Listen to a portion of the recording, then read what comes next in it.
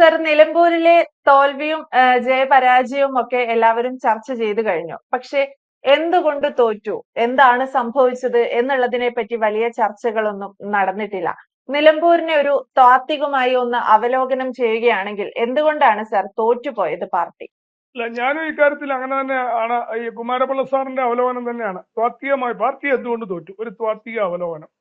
അത് രണ്ട് പാർട്ടിക്ക് അതേപ്പറ്റി ചെയ്യേണ്ടതുണ്ട്. ഒന്ന് കമ്മ്യൂണിസ്റ്റ് പാർട്ടിയും ഒന്ന് BJPയും. അപ്പൊ അൻവറിനെ ഒരു പാർട്ടിയായിട്ട് നമ്മൾ പരിഗണിക്കുന്നില്ല, അതുകൊണ്ട് അത് വിട്ടേക്ക്. ഇതില് കമ്മ്യൂണിസ്റ്റ് പാർട്ടി അവിടെ ചെയ്തിരുന്ന അഭ്യാസം എന്ന് പറഞ്ഞത്, ഇപ്പൊ ഇലക്ഷൻ വരുമെന്ന് 6 മാസം മുമ്പിലേ അറിയായിരുന്നു. ആഫ്രിക്ക അൻവർ രാജിവെക്കുമ്പോൾ ഇലക്ഷൻ വരുമെന്ന് അറിയായിരുന്നു.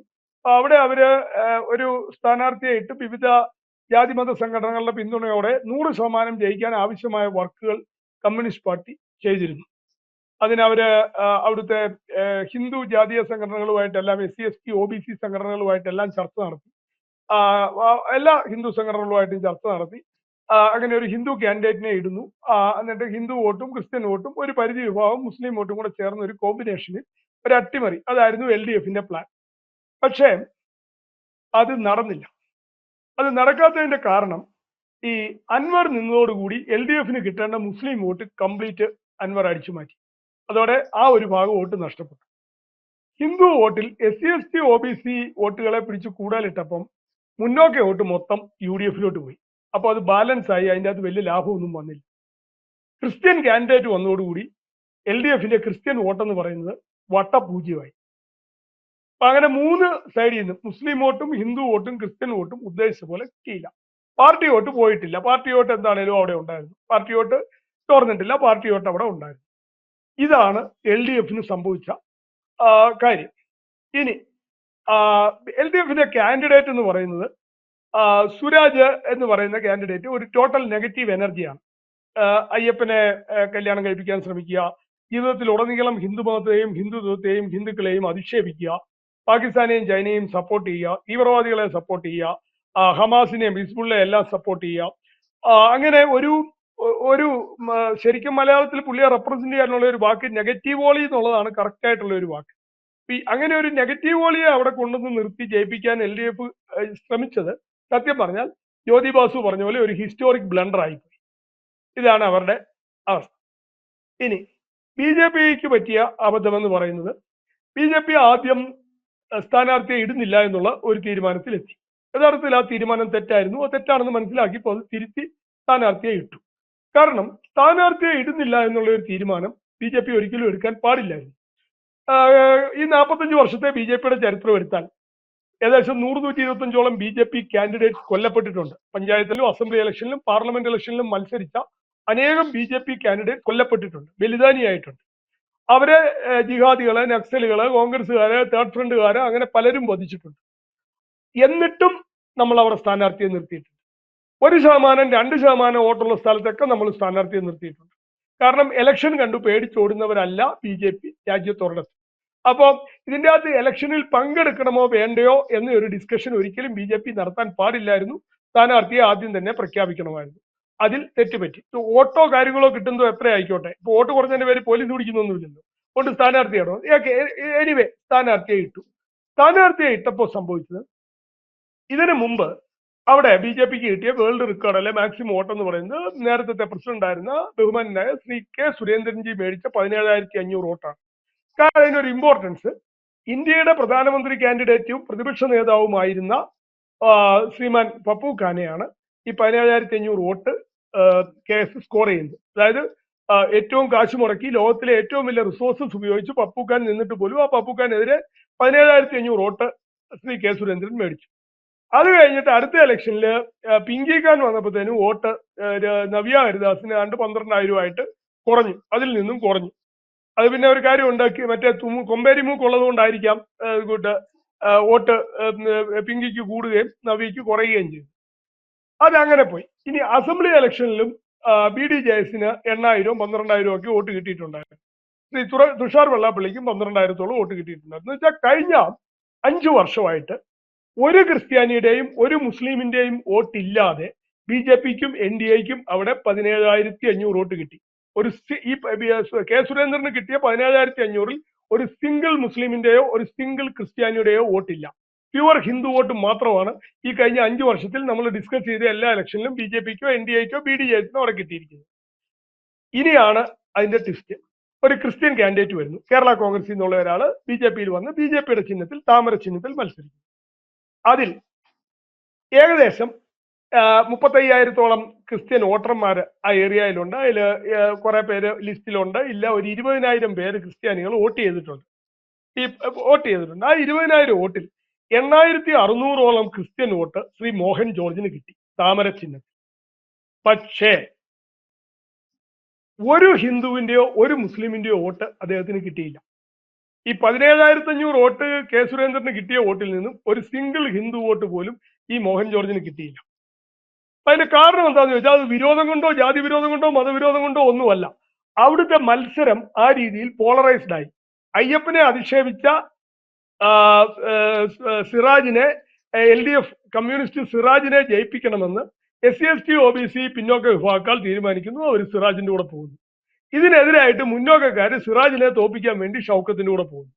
അങ്ങനെ വന്നപ്പോൾ മോഹൻ ജോർജിന്റെ കൂടെ ഹിന്ദു വോട്ടർമാർ ഇല്ലാണ്ടായി. അത് രണ്ടായിട്ട് പോളറൈസ്ഡ് ആയിപ്പോയി. ഇതൊരു വളരെ അപൂർവമായിട്ട്, ഇലക്ഷൻ ചരിത്രത്തിൽ തന്നെ വളരെ അപൂർവമായിട്ട് നടത്തുന്ന ഒരു മത പോളറൈസേഷനാണ് അവിടെ നടന്നത്.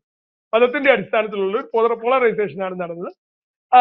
പുതിയതായിട്ട് ബി ജെ പിക്ക് എല്ലായ്പ്പോഴും പറ്റുന്ന ഒരു പ്രശ്നം, കുറെ വോട്ട് കയ്യിലുണ്ട്, പുതിയ വോട്ട് വരുമ്പോൾ പഴയ വോട്ട് ഇതിലേ പോയെന്ന് അറിയത്തില്ല. ഇപ്പൊ ഈ 2024 വരെ നിലമ്പൂർ മണ്ഡലത്തിൽ ഹിന്ദുക്കളായിട്ടുള്ള ആൾക്കാർ മാത്രമേ താമരയ്ക്ക് വോട്ട് ചെയ്യുന്നുണ്ടായിരുന്നു. 2025-ൽ 8,600 ക്രിസ്ത്യാനികൾ വോട്ട് ചെയ്തു. പക്ഷേ അന്നേരത്തേനും ഈ 45 വർഷം കൊണ്ട് അക്യൂമുലേറ്റ് ചെയ്ത ഹിന്ദു വോട്ട് മൊത്തം വാനിഷായി. പകുതി ഇടതിലോട്ടും പകുതി വലതിലോട്ടും പോയി, പകുതി കമ്മ്യൂണിസ്റ്റ് പാർട്ടിയിലോട്ടും പകുതി കോൺഗ്രസിലോട്ടും പോയി. ഇതിലൊരു രസകരമായ കഥയുണ്ട്. ഒരു ഗുരു, അയാൾക്ക് പ്രായമായപ്പം ഗുരു ഒരു കമ്മ്യൂണിസ്റ്റ് ശിഷ്യനും ഉണ്ടായിരുന്നു, ഒരു കോൺഗ്രസ് ശിഷ്യനും ഉണ്ടായിരുന്നു. അവരെ സഹായിയായിട്ട് നിയമിച്ചിട്ട് ഗുരുവിന്റെ കാല് തിരുമുക, കുളിപ്പിക്കുക, ഭക്ഷണം ഉണ്ടാക്കി കൊടുക്കുക, ഇതൊക്കെയാണ് ഇവന്മാരുടെ ചുമതല. അപ്പം ഇവർ തമ്മിൽ ഭയങ്കര ശത്രുതയാണ്. ഈ കമ്മ്യൂണിസ്റ്റുകാരനും കോൺഗ്രസ്സുകാരനും ശിഷ്യന്മാർ തമ്മിൽ ഭയങ്കര ശത്രുതയാണ്. പക്ഷെ ഒരേ ഗുരുവിന്റെ കീഴിൽ ജോലി ചെയ്യുന്നു. ഇവർക്കൊരു ലീവ് വേണമെന്ന് പറഞ്ഞു. അപ്പൊ ഗുരു പറഞ്ഞു, ഒരു കാര്യം ചെയ്യുക, ആദ്യത്തെ ലീവ് കോൺഗ്രസ്സുകാരൻ എടുക്കുന്നു, അവൻ ഒരു ദിവസം കഴിഞ്ഞ് തിരിച്ചു വരുമ്പോൾ LDF-കാരൻ കമ്മ്യൂണിസ്റ്റുകാരൻ അടുത്ത ലീവ് എടുക്കാമെന്ന് പറഞ്ഞു. ഈ കോൺഗ്രസ്സുകാരൻ ലീവിന് പോയപ്പം ഗുരു പറഞ്ഞു ഈ ഇടവനോട്, വലതുകാല് കോൺഗ്രസ്സാ തിരുമിക്കൊണ്ടിരുന്നത്, അപ്പൊ അതുകൂടി ഒന്ന് തിരുമണം എന്ന് പറഞ്ഞു. ഇവൻ അരിശം മൂത്ത് ഗുരുവിന്റെ വലതുകാല് പിരിച്ചോടിച്ചു. ഈ കോൺഗ്രസ്സുകാരൻ തിരിച്ചു വന്നപ്പം മറ്റോ ലീവിന് പോയി, ഇടവൻ ലീവിന് പോയി. ഗുരുവിനോട് ചോദിച്ചു, പറഞ്ഞു കാലെന്ത് പറ്റിയെന്ന് ചോദിച്ചു. ഓ അതെന്നാ പറയാനാ, നിന്റെ കൂടെയുള്ളവൻ നിന്റെ ശത്രു, അവനത് നിന്നോടുള്ള അരിശത്തിന് ആ കാല് തിരിച്ചോടിച്ചെന്ന് പറഞ്ഞു.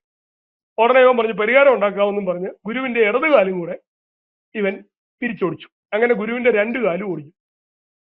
ഇതാണ് എക്സാക്ട്ലി BJPക്ക് പറ്റിയത്. നിലമ്പൂര് ഒരു ഗ്രൂപ്പ് ഇടതുഭാഗത്തുള്ള വോട്ടുമായിട്ട് ഇടതു മുന്നണിയിലോട്ട് പോയി, അതിന്റെ കൗണ്ടർ ഗ്രൂപ്പ് വലതുഭാഗത്തുള്ള വോട്ടുമായിട്ട് വലതു മുന്നണിയിലോട്ടും പോയി. അപ്പൊ അങ്ങനെ ഈ 45 വർഷം കൊണ്ട് അക്യൂമുലേറ്റ് ചെയ്ത വോട്ട് താമര ചിഹ്നത്തിൽ അവിടെ വീണില്ല. ഈ പ്രശ്നം ഇപ്പൊ ഇതൊരു നമുക്കൊരു തമാശയായിട്ട് എടുക്കാം. പക്ഷേ ഈ പ്രശ്നം ഇനി റിപ്പീറ്റ് ചെയ്താൽ, വേറെ പല മണ്ഡലങ്ങളിലും പഞ്ചായത്ത് ഇലക്ഷനിലും അസംബ്ലി ഇലക്ഷനിലും പാർലമെന്റ് ഇലക്ഷനിലും റിപ്പീറ്റ് ചെയ്താൽ അത് BJPക്ക് പ്രശ്നമാകും. അതുകൊണ്ട് പുതിയ നേതൃത്വം ഇപ്പൊ വന്നിട്ടുണ്ട്. അവര് പുതിയ ടീമിനെ അപ്പോയിന്റ് ചെയ്ത്, പുതിയ ഭാരവാഹികളെ അപ്പോയിന്റ് ചെയ്ത് ഈ പ്രശ്നത്തിന് ഇമ്മീഡിയറ്റ് ആയിട്ട് ഒരു പരിഹാരം കണ്ട് എല്ലാവരെയും ഒന്നിച്ചു കൊണ്ടുപോകാൻ, വലത് ഐഡിയോളജി ഉള്ളവരെയും ഇടത് ഐഡിയോളജി ഉള്ളവരെയും ഒരു ശരിയായ ഐഡിയോളജിയിലേക്ക്, ഹിന്ദുത്വ നാഷണലിസ്റ്റ് ഐഡിയോളജിയിലേക്ക് കൊണ്ടുവന്ന് എല്ലാ പ്രവർത്തകരെയും ഒരുമിച്ച് നിർത്താനുള്ള ഒരു ചൂണ്ടുപലകയായിട്ടാണ് ഈ ഇലക്ഷനെ കാണുന്നത്. അല്ല, കാരണം പുതിയ വോട്ട് ഏതൊക്കെയാലും പുതിയ വോട്ട് 8,600 വന്നിട്ടുണ്ട്. ഈ പോയ 17,500 എന്ന് പറയുന്നത് തിരിച്ചു പിടിക്കാൻ പറ്റുന്ന വോട്ടാണ്. അതും പാർട്ടി വോട്ട് തന്നെയാണ്. ചില വാശിയുടെ പുറത്ത് ഇടതിലോട്ടും വലതിലോട്ടും പോയെന്നേ ഉള്ളൂ. ആ വാശി ഒഴിവാക്കി അതുകൂടെ കൊണ്ടുവരികയാണെങ്കിൽ 17,500 പ്ലസ് 8,500 വരുമ്പോഴത്തേനും ഏകദേശം ഒരു 26,000 അതിന് മുകളിലോ 30,000 അടുത്ത്, അതായത് ഡെപ്പോസിറ്റ് കിട്ടാൻ ആവശ്യമായത് അവിടെ 29,000 വോട്ടാണ് ഡെപ്പോസിറ്റ് കിട്ടാൻ. അതും അങ്ങനെ ഡെപ്പോസിറ്റ് കിട്ടിയിരുന്നെങ്കിൽ 3-ാം സ്ഥാനവും കിട്ടിയാണ്.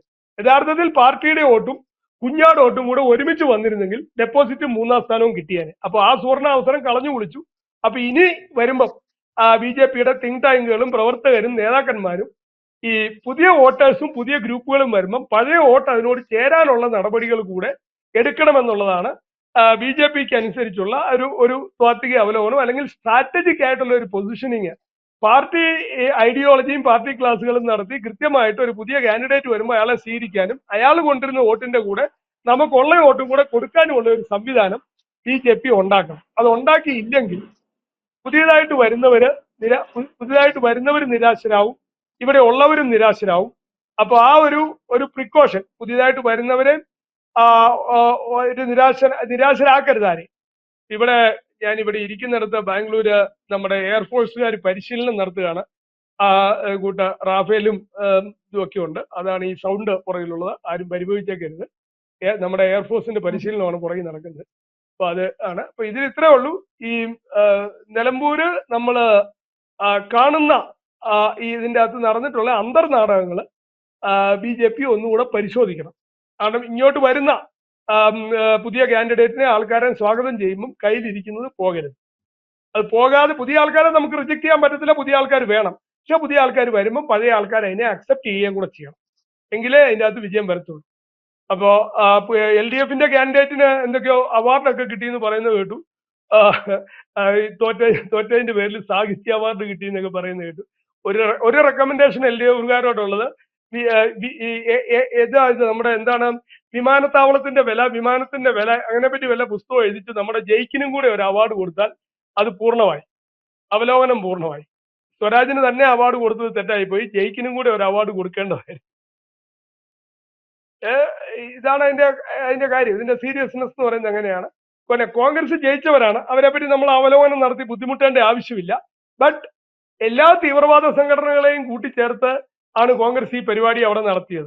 മാത്രമല്ല കോൺഗ്രസ് ഭയങ്കര കുത്തിത്തിരിപ്പൊക്കെ അവിടെ നോക്കി. ക്രിസ്ത്യൻ വോട്ട് പോകാണ്ടിരിക്കാൻ വേണ്ടി ഏകദേശം 3000-ഓളം ക്രിസ്ത്യാനികളെ അവിടെ ഇറക്കി നോക്കി. പക്ഷെ അത് ഫലിച്ചില്ല. ക്രിസ്ത്യൻ വോട്ട് 8600 വോട്ടും ബി ജെ പിക്ക് കിട്ടി. അത് നേട്ടമാണ്. ആ 8600 ക്രിസ്ത്യൻ വോട്ട് എന്ന് പറയുന്നത് ബി ജെ പിക്ക് ഒരു നേട്ടമാണ്. അതുകൊണ്ടാണ് ഷൗക്കത്തിന്റെ ഭൂരിപക്ഷം കുറഞ്ഞു പോയത്.